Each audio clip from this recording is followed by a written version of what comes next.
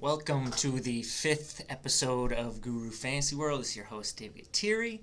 Tonight, whatever you want to call it, I can't really tell with the daylight savings time. It gets dark at like 2 o'clock now. Whatever, we're talking about Amon-Ra St. Brown and why he's good, but not nearly as good as his current market valuation would indicate, and why ultimately that makes him a screaming sell. So a couple of things we're going to cover. We're just going to cover who he is, Amon-Ra St. Brown, what he's done over the first 12 weeks, what he's done over the past 4 weeks, and what to expect going forward, ultimately which players you should be targeting if you're going to trade him. So first off, let's start with the good. Amon-Ra St. Brown is the wide receiver 6 over the past 4 weeks in PPR formats. Wide receiver 6. He has skyrocketed in dynasty valuation because of that, in a large part because he's still a rookie doing this. He's now currently valued at wide receiver 32 on Keep Trade Cut. If you don't know what Keep Trade Cut is, it's just a voting system essentially. They just gather votes from dynasty players and report them. And right now the crowd is valuing Amon-Ra St. Brown at wide receiver 32. So what's the good? What is to be excited about Amon-Ra St. Brown? Number one, he's got an NFL bloodline. His brother is Equanimeous St. Brown, who hasn't had a great career, but still, he is a wide receiver for the Packers in the NFL. So that is a good indicator. It's in his genes. His family has been successful. And Amon-Ra was very productive in college. He went to USC, and as a true freshman, he put up 60 receptions for, let me just double check, 750 yards, I believe, and 3 touchdowns in 11 games as a true freshman at USC. That gave him a 91st percentile breakout age. He followed that up with 77 receptions, 1,042 yards, and 7 touchdowns in 13 games as a sophomore, which is great. And he finished his junior year, only played 6 games. It was a weird COVID year, with 41 receptions for 487 yards and 7 touchdowns in 6 games. Then he declared early for the NFL. He was actually a really enticing prospect up until his pro day. And unfortunately, his pro day results were equally as bad and depressing as his college production and early declare status were exciting and good. He didn't weigh in as big as many were expecting. He was 5'11 and a half, 197 pounds, and he ran a pedestrian 4.6 140, which is, it's not great. And then he was drafted outside the first 3 rounds of the NFL draft, fell all the way to round 4.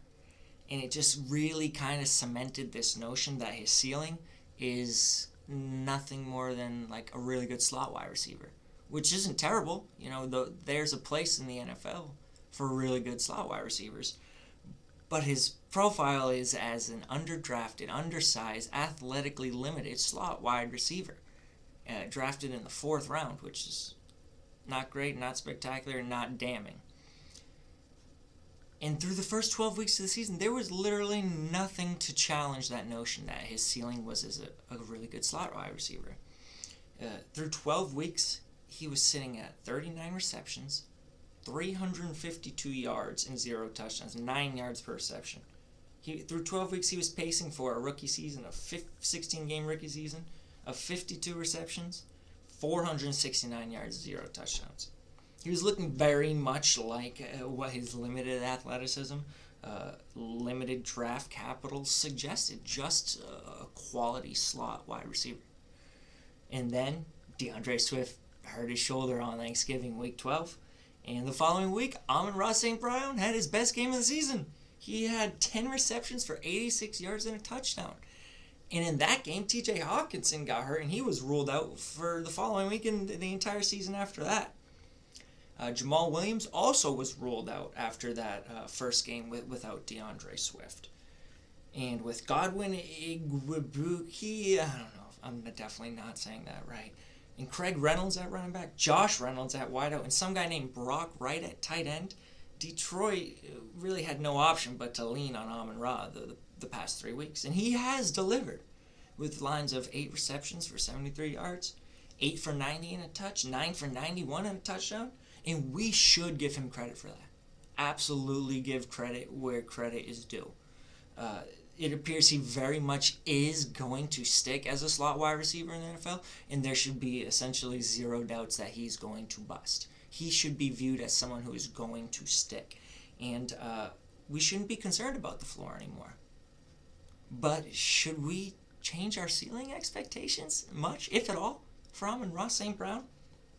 He's still averaging 9.4 yards per reception this year on just a 6.8 average depth of target.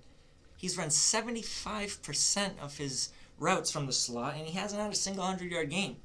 He still very much profiles like just a good slot wide receiver. And like the Cole Beasleys and Jamison Crowders of the world, Sterling Shepard or Jarvis Landry if everything breaks right for him. But that's likely the ceiling. At his core, he's still an undersized, athletically limited, low-ADoT slot wide receiver. That's who he is. And there's very little evidence that he can be used in other ways and in a variety, in a complete set of ways, when DeAndre Swift and TJ Hockenson return to claim a significant share of those low-ADoT targets. Because over the past 4 weeks, Swift hasn't played in one of those games. Not a single one. 0. Hockenson only played in 1. And when they come back, you cannot expect Amon-Ra to continue receiving these low-ADoT targets at the rate he's been receiving them. And that's not even considering the fact that Detroit has 2 first-round picks in each of the next 2 drafts. This year and next year. Because of the Matt Stafford draft, they've got 2 extra firsts in each of the next drafts. They've got 6 picks in the first 2 rounds in the next 2 years. So they're very likely upgrading that Josh Reynolds, whatever else they got, Cephas, outside wide receiver. You got Swift and Hockenson still under contract. Hockenson for at least another year, Swift for at least another 2. It leaves Amon-Ra looking like you're going to revert back to those earlier seasons, like the 4 for 23s, those kind of low-ADoT, couple of targets per game. And it makes him like a screaming sell right now, because he's valued as someone who's probably going to become more than that, as if it's the likely outcome. He's valued at wide receiver 3. He just surpassed Hunter Renfrow, who's already what we're hoping for him to become. I don't really have a big problem with that. But he's like sniffing Chase Claypool, Rashod Bateman, Jerry Jeudy, Brandon Aiyuk. These are guys who can play they can play the slot and outside. Talk about Chase Claypool is an athletic freak. He could potentially be a game wrecker in this league. Do it all, and had a better rookie season than him. Is not having good touchdown variance this year. You can potentially get him straight up for Amon-Ra St. Brown.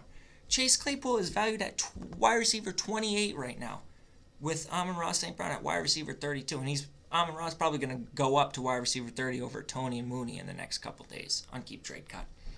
Then you have guys like Calvin Ridley, Jerry Jeudy at 26, 25, Rashod Bateman at wide receiver 23, Aiyuk at wide receiver 22.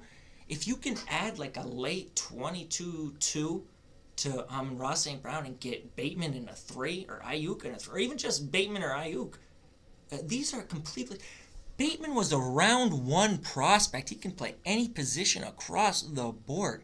And you can get turn Amon-Ra St. Brown in a 3 into him potentially, or for a 2-3 swap. You need to be doing that. And let's say you can't trade up for any of these wide receivers. You can trade down.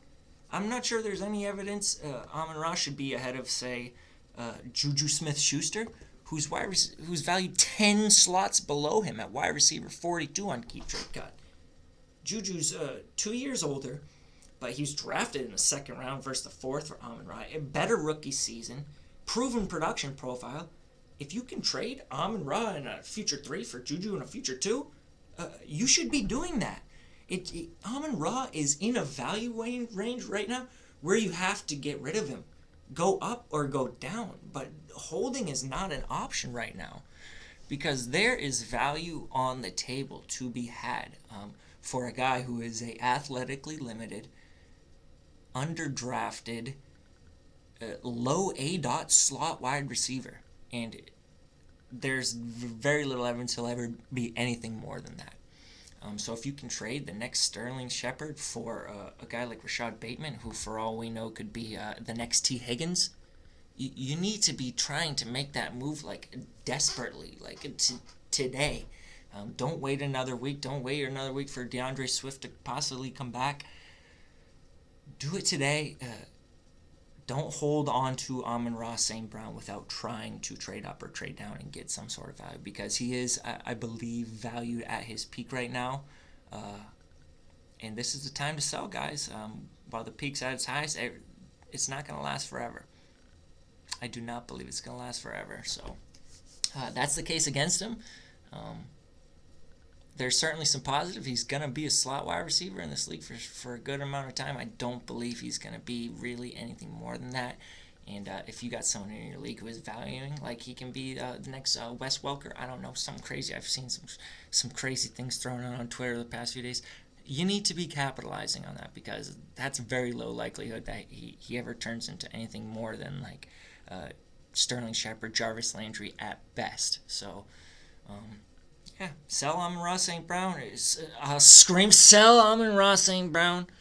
You got to do it.